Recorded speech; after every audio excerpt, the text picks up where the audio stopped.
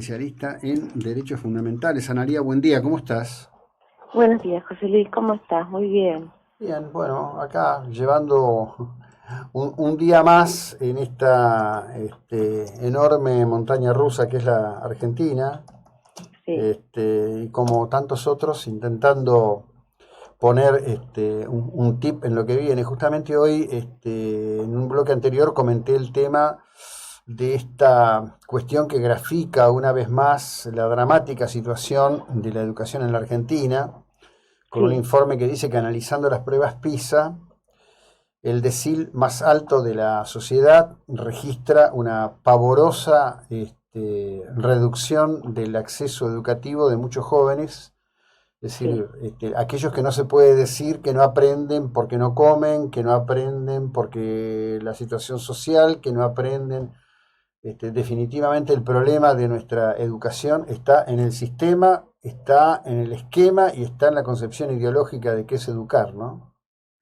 sí, y fundamentalmente, yo creo fundamentalmente está en los valores, Ujú. porque como sociedad, si bien uno, si habla con cualquier persona, admite que la educación es importante o que es la base, hay cantidades de estas frases que reconocen eh, cuán esencial es la educación, pero desde el punto de vista de, de la vida cotidiana y las distintas actividades que realiza una persona, ¿no?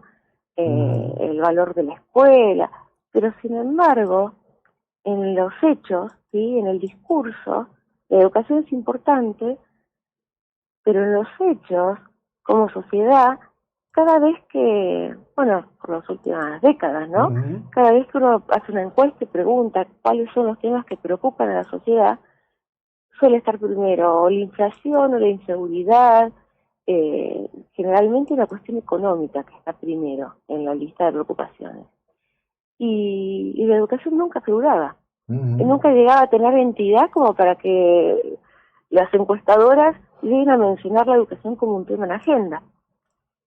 Y bueno, desde mi organización, que es sin fines de lucro y con un equipo de voluntarios, eh, el primer punto que abordamos fue cómo hacer para que la sociedad argentina no solo, digamos, incorpore en el discurso lo importante de la educación, eh, sino que lo traduzca en la práctica. Ujú.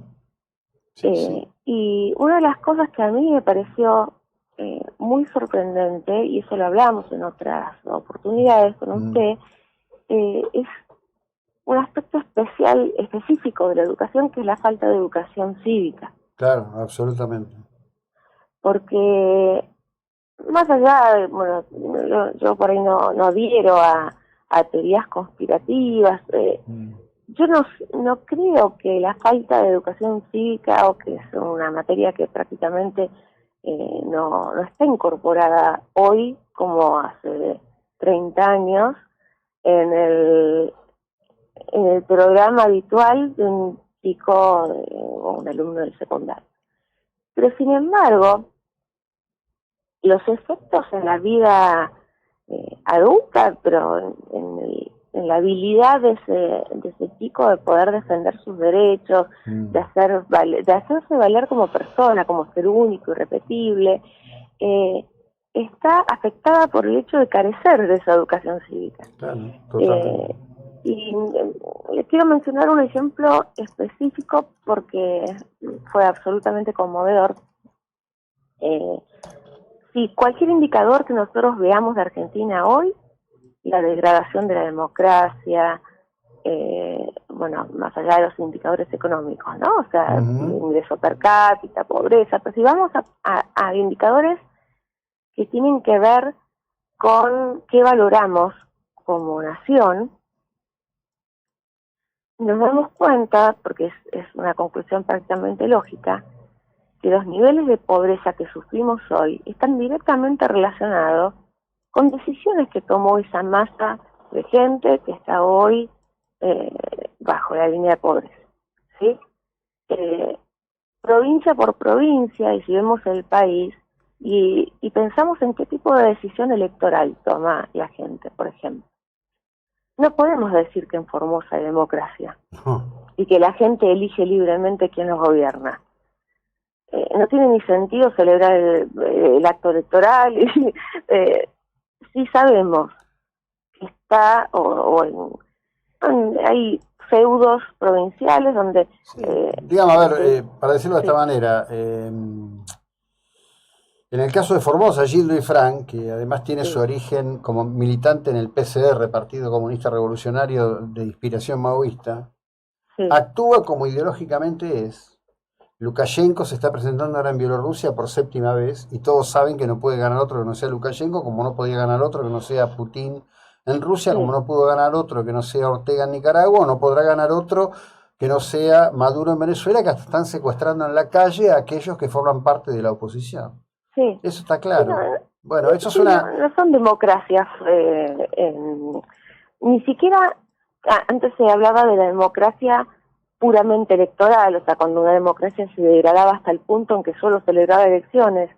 Pero ahora ni siquiera eso, porque si uno ve una foto de lo que es un cuarto oscuro en Formosa y ve con estas leyes de lemas, con todos los artilugios y estrategias que se han implementado a través del tiempo, bueno, en la provincia de Buenos Aires, ¿no? Ujú. La reelección indefinida de intendentes. Esos artilugios o estrategias para ir justamente degradando la capacidad de elegir del ciudadano, llegan al punto en que ya resulta, es una burla al concepto de la república, porque ¿quién puede decir que un formoseño es libre de elegir quién lo represente en el Congreso o quién lo gobierna en Formosa? Está absolutamente privada de libertad esa persona, pero nace de dónde, bueno, lo hemos hablado otras veces, eh, esa persona no tiene un sistema educativo que a su vez depende del mismo, ¿no? Porque la Ujú, educación, ujú. eh, bueno, nosotros sabemos, o en general la gente sabe que a partir de nuestra normativa es competencia, si bien hay algunos aspectos concurrentes, pero es competencia de las provincias. Entonces le estamos dando a un caudillo la responsabilidad de decidir qué es lo que la gente puede o no puede aprender a través del sistema educativo que él define. Las provincias cuáles serían, digamos, eh, sus competencias principales, ¿no? Sí, sí. Salud, educación, justicia. Sí, Y sí, pero sí, digo, estamos viendo el ejemplo, o estamos citando usted y yo el ejemplo de Formosa, pero provincia de Buenos Aires. sí, Provincia de Buenos Aires estamos en manos de personas, primero que no creen en la democracia, que Kicillof es un hombre formado en el marxismo. sí, Algunos se enojan cuando digo esto, pero es lo que es, no es una concurrencia mía.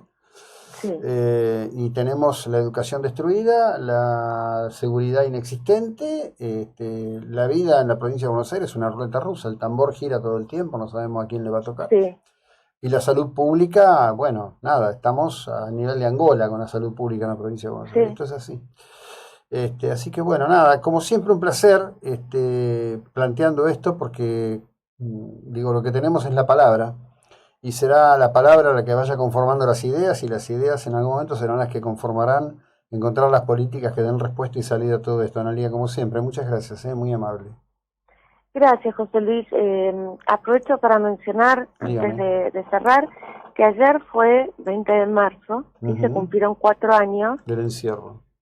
Sí, y a partir de un decreto de necesidad de urgencia, absolutamente inconstitucional, sí, Ujú. no me canso de decirlo, inconstitucional, ilegal y contrario a todos los compromisos que asumió Argentina en materia de derechos humanos, que tuvo por consecuencia la violación del catálogo entero de derechos humanos de manera masiva en Argentina, ¿sí? Con un impacto, eh, todavía no puedo hacer una estimación exacta, pero le puedo decir 10 veces superior a aquellos a quienes les preocupan mucho los números en cuanto a cantidad de víctimas Ujú. bajo la dictadura, ¿sí? Ahora el 24 de marzo vamos a recordar la consecuencia de un golpe militar.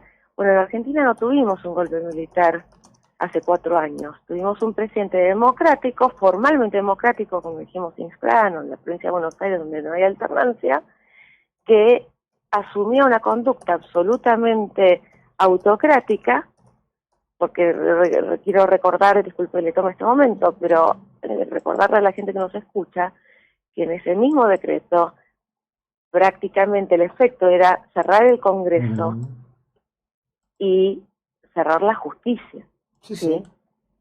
Que a su vez dejaron de actuar porque podrían haber seguido actuando conforme a su mandato constitucional. Bueno, eso pasó en el ciudadano común pasó desapercibido.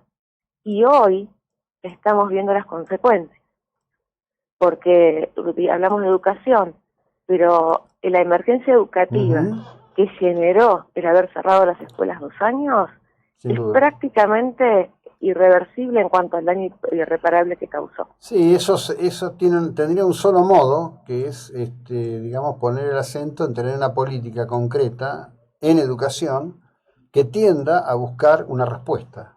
Así como estamos, obviamente no la vamos a encontrar. Analía, muchas gracias.